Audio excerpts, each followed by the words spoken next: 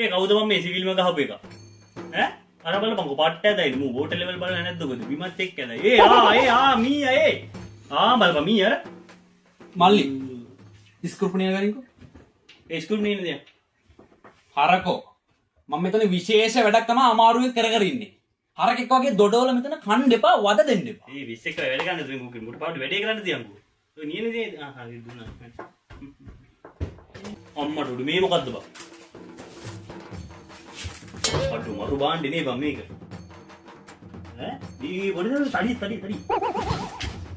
අඩු ලොකුට වේනවනේ බම් මේ. මල්ලි මං දැන් තොට එකපාරකුත් කිව්වා. මම මෙතන වැදගත් වැඩක් කර කර ඉන්නේ. ආයෙ කියන්නේ නැහැ. පැත්තකලා හිටපන්.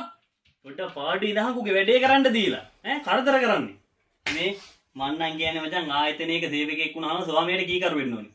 මොක්කුද බං? වෙත්ත මොකද බිත් එක කිරියේ.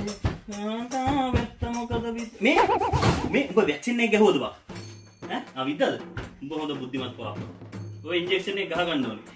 ඉන්ජෙක්ෂන් එක ගහපුවාම තමයි මේ බලපන්. ඉන්ජෙක්ෂන් එක ගහපුවාම තමයි අර වෛරස් එක ඇඟේ විහුම් ක්‍රියා කරන්නේ මචං. අර වෛරස් එකට විරුද්ධව අපේ ඇඟේ සටන් කරනවා ඇතුළේ බං. දන්නවද? මල්ලි මං දැන් තොට එකපාරක් කට වහගෙන ඉතපන් කියලා. මම මෙතන කරන වැඩේ තොට පේන්නේ නැද්ද? ඵලයන්ද? ඒකනේ බං මුන් එලවල දාහන් ඔබට දැන් දෙපාර තුන් පාරක් කිව්ව නේද? ඈ මූ මේ පරිපතත් එක්කනේ මේ සටන් කරන්නේ. මේ නිකන් බැයි නම් ඵලයන් ගෝ බයි යන්න. තොත් ඵලයන්ද? මෙච්චරලා මූට බැන්නේ තොට වදින්න. හරකෙක් වගේ මෙතන කියලා ඵලයක්.